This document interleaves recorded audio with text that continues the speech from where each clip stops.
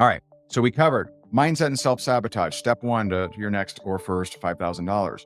Creating a kick butt brand. Step 2, closing. Number 3. Number 4 is prospecting. Now, by the way, you can build an absolute empire through just prospecting. You can. I know people that have. I know people that still in this day and age buy leads, right? To me, I bought leads just to kind of get a feel for it. And I wanted to, kind of see what it was like. I don't personally like buying leads. To me, it seems intellectually lazy. Like when I have all of these weapons, all of these strategies to, be a fisher of men, to cast a net, to attract people to me, to put value into the marketplace, right? I have all these weapons at my fingertips, right? For me to have to constantly buy leads, I'm like, man, what the hell's wrong with my marketing? That's what I would think. Now, I'm not saying, okay, if you're so anyway, I'm not here to bash leads. All right. I'm not here to buy it, to bash buying leads, but prospecting is different than marketing, and people need to hear that. So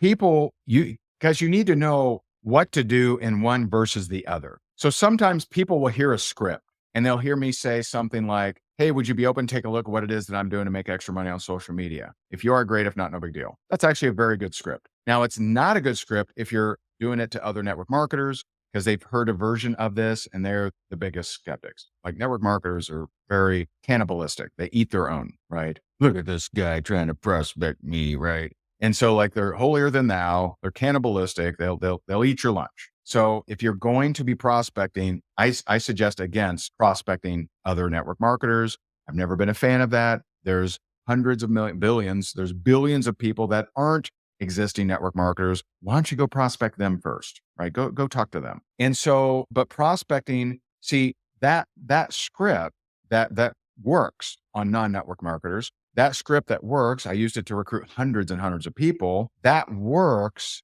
but it doesn't work in marketing. If I make a post, hey, let me know if you'd be open to take a look at what I'm doing, but that's terrible. So what may work in prospecting won't work in marketing. What may work in marketing may not work in prospecting. So let's define the two. Prospecting is reaching out to an individual, and that's an individual exchange of information. Could be a direct message, text message, face-to-face, phone call, email, right? That's a direct exchange, okay? Prospecting is very active. I'm going to reach out to 10 people, 20 people, whatever, okay? Marketing is passive. I'm going to do something that I hope someone responds to. I put together this webinar. Right now we have about 200 people on live across my Facebook profile, Facebook page, LinkedIn, and YouTube. So we got about 200 people live. So I put this thing out there, and I hope that some people would react to it. And those of you that are watching either the replay, drop a hashtag replay if you're watching the replay. But people reacted to it. So some of you are on live. Some of you will watch the replay. We will probably, if I had to guess, we'll probably have somewhere between 3 to maybe 5,000 people watch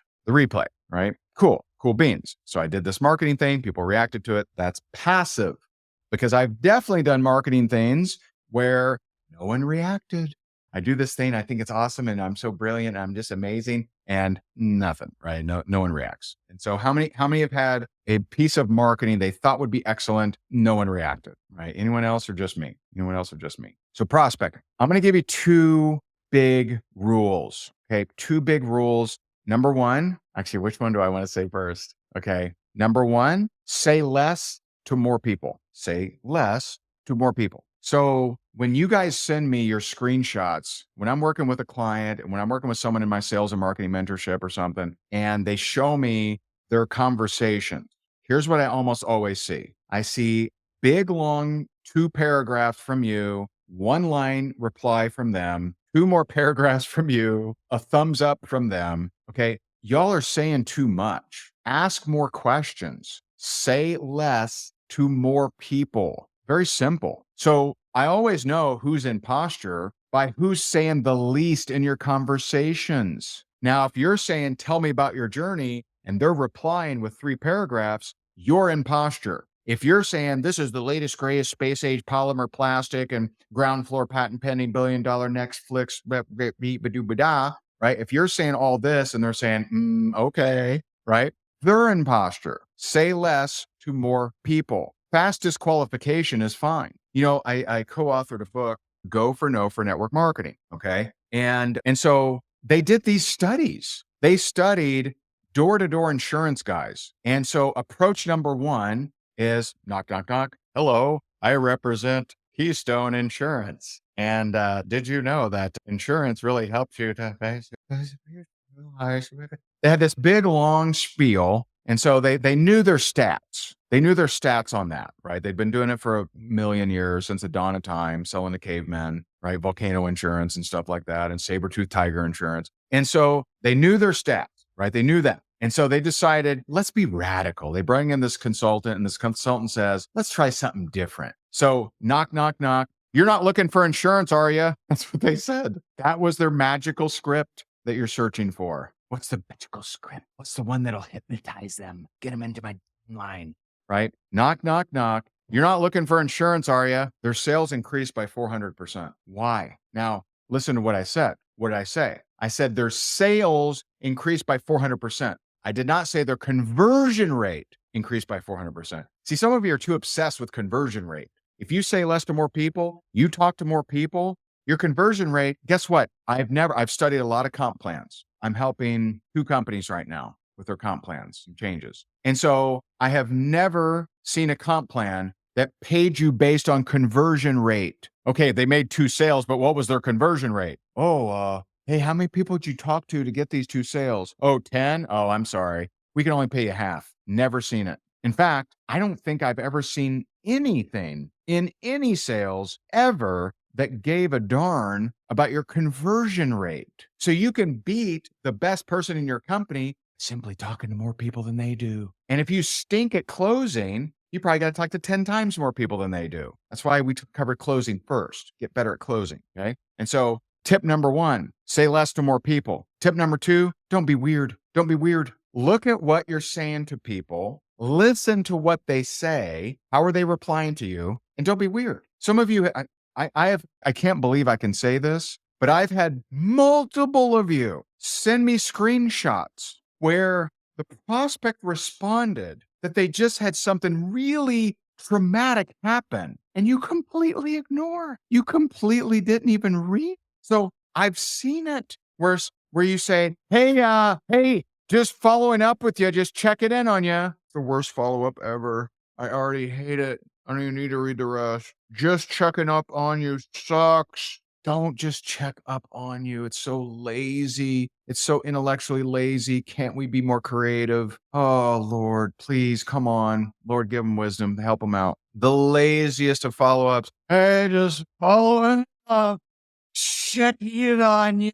It's the worst follow-up of all time. It's terrible. And they respond, yeah, I just had my mom's funeral. Well, you're ready to move forward, but like you're at a frat party. I swear I'm not making this up. I've seen a screenshot where the person says, just following up with just on you. And they say, I just attended my mom's funeral. And you say, okay, great. Are you ready to move forward?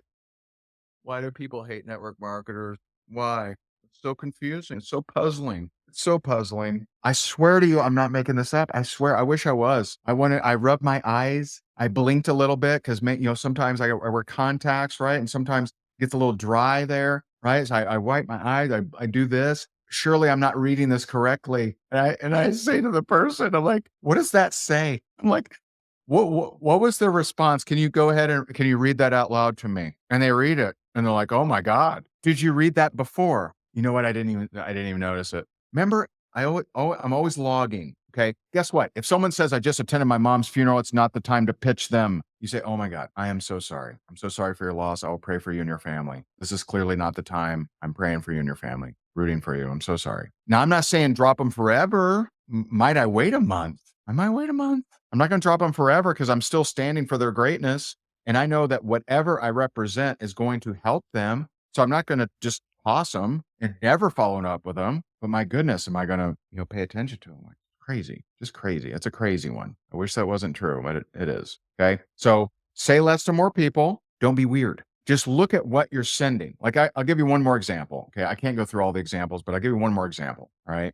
Have you ever heard the term, right? Well, if I could cut your hair over the phone, I would. This is old school OG network marketing, just one of those things. Okay. So where this is sometimes used, all right. Sometimes I don't think too many people say it anymore, thank goodness. But I feel like there's still a faction of holdouts. There's still a faction of holdouts that learned it back in the year of our Lord. Jebediah was the king or whatever. And so like, the horse and buggy days, they learned it, and they just it's still the last bastion. Okay. OG stands for original gangster. That's what I think Ice-T coined that term, but it means old school, right? And so the scenario is, if you're inviting someone to a presentation, an in-person presentation, years ago, people used to meet in homes and like in Starbucks and sometimes even hotels, right? People used to do that, right? Now it's all Zoom, but some people still meet like that, right? It's great. In-person meetings are great. And so, if you wanted someone to come, hey, can you come to my house? We're doing an opportunity thing. No, why don't you just explain it over the phone? Well, if I could cut your hair over the phone, I would. Who remembers this one? Okay. That's just dumb. And so I remember I heard my buddy, who's very smart, he said it. He said it from stage. I'm like, hey, bro, I just got a question for you. Have you ever actually said that to a human being? And he thought about it. And he's like, I've heard people say it, but I don't think I've ever actually said it. I'm like, yeah, you wouldn't, because it's really dumb. Dumb. Just makes no sense. And so don't be weird. Look at what you're saying to someone. Is it natural? Is it like conversational? Let's not be weird. Let's not be weird. Okay. Let's not be weird. And let's listen to the replies. All right.